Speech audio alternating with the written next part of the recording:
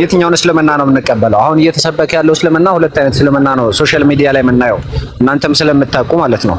እሱን ነገር ብሪፍ አድርግልኝ እና ይሄን መልስልኝና ቀጥላለሁ ወንድም።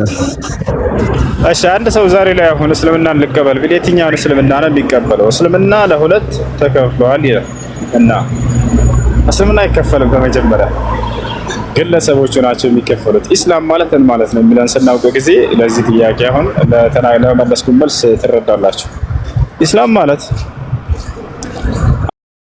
አምላክ አንድ ጊዜ በነቢያት በኩል ደንግጎ ለሰው ዘር የሰጠው ሃይማኖት ነው። ያ ሃይማኖት በፍጹም የሚቀያየር አይደለም። ቦታቸዋል በፍጹም የሚቀያየር አይደለም። ነገር ግን ምንድነው ከተባለ አሁን ያለው ነገር ወደዛ ሃይማኖት ራሳቸውን ያስጠጉ ሰዎች ባረዳድ ይለያያሉ። ስለዚህ ማን ነው የተለያየው? ግለሰቦቹ ናቸው፣ ተከታዮቹ ናቸው እንጂ እስልምናው ተለያይቶ ነው ወይ? አይደለም። የሚገርማችሁ ይሄ ልዩነት መፈጠሩ ዛሬ በእስልምና ላይ ድካምን ያመጣ ወይንም ደግሞ ትችትን ያስነሳ ይመስላችኋል? ላ አይደለም። የእስልምናን ትክክለኛነት የሚገልጽ ነገር ነው። የነብዩ መሐመድ ሰለላሁ ዐለይሂ ወሰለም ትክክለኛ ነብይነት የሚገልጽ ነገር ነው፣ ማስረጃ ነው። እንዴት ካላችሁ ዛሬ የምናያቸው ልዩነቶች ሳይከሰቱ በፊት ያ ነብዩ መሐመድ ሰለላሁ ዐለይሂ ወሰለም ወደፊት ይከሰታሉ እነዚህ ብለው ቀድመው በትንቢት ቃላቸው ላይ ተናግረዋቸዋል። አንድ ነብይ ትንቢትን ተናግሮ በተናገረው መሰረት ያ ትንቢት መፈጸሙ የትክክለኛ የነብይነቱ ማረጋገጫ ነው አይደለም? ነው። ይሄ መጽሐፋቸው ላይ ያለ ነገር ነው። ወደ ዘዳግም ምዕራፍ 18 ቁጥር 18 ላይ ነብይ ከአምላክ የሆነን ትንቢት ባይናገር እርሱ ሐሰተኛ ነውና አትፍራው ግደለው ይላል። ነገር ግን ያ የተናገረው እውነት ከሆነ ከአምላክ የሆነ ነብይ እንደሆነ ትረዳላችሁ። ታዲያ ነብያችን ሰለላሁ ዐለይሂ ወሰለም ቆሙና የህይወታቸው ፍጻሜ አካባቢ ላይ ይሄን ትንቢት ተናገሩ። ምን አሉ መሰላችሁ?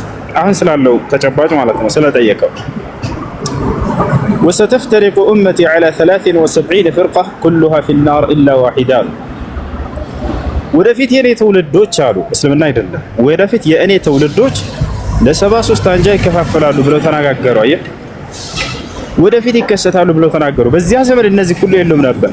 ወደፊት ግን ይሄ ይመጣል ምንም ቅሮት የለውም ብለው ትንቢትን ተናግረው ሄዱ። እንዳሉትም ዛሬ ይሄ ነገር ተከስቶ አያችሁ፣ በአይን በጋዳቸውም እያያችሁ ነው። ይህ ትክክለኛ የነብይነታቸው ማረጋገጫ ነው። ሁለተኛ ታዲያ ልዩነቱ ሲፈጠር ምን ማድረግ ነው ያለብን የሚለውን አንተ ለጠየቀው ጥያቄ መልስ ሰጥተዋል። እዚያው ሰሃቦች ጠየቋቸው። ታዲያ የዛኔ ህዝቦቹ በሚለያዩ ጊዜ ምን እናድርግ አንቱ የአላህ መልእክተኛ ብለው ጠየቋቸው። የትኛዋ ነች የምትድነውና ትክክለኛዋ መንገድ ላይ ነች የምትሉት አንቱ የአላህ መልእክተኛ ተብለው ተጠየቁ። قال من كان على مثل ما انا عليه اليوم واصحابي አሉ። ልክ ዛሬ እኔና እናንተ ባልደረቦቼ ባለንበት መንገድ ላይ የጸኑ ሰዎች እነርሱ ናቸው ትክክለኛ መንገድ ላይ ያሉት አሉ። ነብያችን ሰለላሁ ዐለይሂ ወሰለም ከእርሳቸው በኋላ ሶስቱን ክፍለ ዘመናት አወድሰዋል። ሐዲስ ላይ ሲናገሩ ምን አሉ? خير الناس قرني ثم الذين يلونهم ثم الذين يلونهم አሉ። ከሰዎች ሁሉ መልካም ሰዎች ብሎ ማለት በኔ ዘመን ያሉት ናቸው አሉ። ከዛ የሚቀጥሏቸው አሉና ሶስቱን ክፍለ ዘመን አወደሱ። በሶስቱ ክፍለ ዘመን ላይ ያሉት ሰዎች የነብዩ ሰለላሁ ዐለይሂ ወሰለም ውዳሴ አግኝተዋል። ያ ማለት ለቁርአንና ለሐዲስ የነበራቸው ግንዛቤ ንጹህ ግንዛቤ ነው። ከቢድዓና ከሽርክ ከኹራፋት የጸዳ በተውሂድ በሱና ላይና በኢትባዕ ላይ የጸና የሆነ ነው። ስለዚህ ያንን መንገድ የተከተሉ ሰዎች ያ ነው። እርሱም አሁን ላለው ታዲያ ምናልባት ቲክቶክ ላይ ያየኸው አህባሽ ወይም ደግሞ ወሃቢያ ተብሎ የሚጠራ ሊሆን ይችላል። አንደኛ ወሃቢያ የሚባል አንጃ የለም። አንድ መሐመድ ኢብኑ አብዱል ወሃብ የተባለ ሳዑዲ ላይ የነበረ ታላቅ ሼክ ነበር። ይህ ሰው በዘመኑ ሲሰሩ የነበሩ ሽርኮችን በአላህ ላይ ማጋራቶችን አስተባበለ። በህዝቡ ፊት ቆሞ ከአንዱ አምላክ ከአላህ ውጭ ለሌላ ለማንም አትጣሩ፣ እርዳታንም አትለምኑ፣ በማንም ሙታንና ነብያትና ጻድቅ ናቸው እያላችሁ በእነርሱ አትመጀኑ፣ አንዱን አምላክ ብቻ ጠይቁ ስትጠይቁ ብሎ አስተማራቸው። እኛ ወልዮችን እንጠይቃለን ነብያችንንም እንጠይቃለን እየሄድን በመቃብራቸው ላይ አያ አይደለ ሼኾቻችንን እንትኖቻችንን እንጠይቃለን አሉ እነዚህ ሰዎች። በዚህ ምክንያት ይሄን ባስተባበለባቸው ጊዜ ከእርሱ ፊት ቆሙና ከእርሱን እንትን ለማለት ከእርሱ ሰዎችን ለማስበርገግ ወሃቢያ የሚባልን አንጃ ፈጥሮላችኋል፣ ስለዚህ ተጠንቀቁት እያሉ ስሙን ማጥፋት ጀመሩ።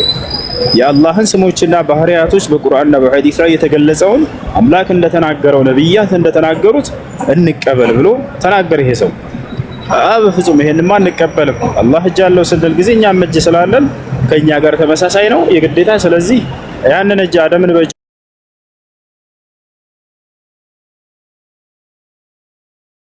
የፈጠርኩት የሚለውን እንክዳለን፣ በኃይሉ ፈጠረው ነው የምንለው እያሉ የአምላክን ቃል እያጣመሙ ሌላ ትርጓሜን መስጠትን ተያያዙ። ስለዚህ ያንን ይሄንን የቁርአንና ሐዲስ ላይ የመጣውን ስላጸደቀ አንተ ሙጀሲማ ነህ፣ አምላክን በፍጥረት ገልጸሃልና አንተ ወሃቢያ ነህ እያሉ በእርሱ ላይ ዋሹበት፣ ቀጠፉበት ማለት ነው። እነዚያ ልጆቹ አንጃዎች ገብቶሃል አይደለ? ስለዚህ ያ ነው ያለው።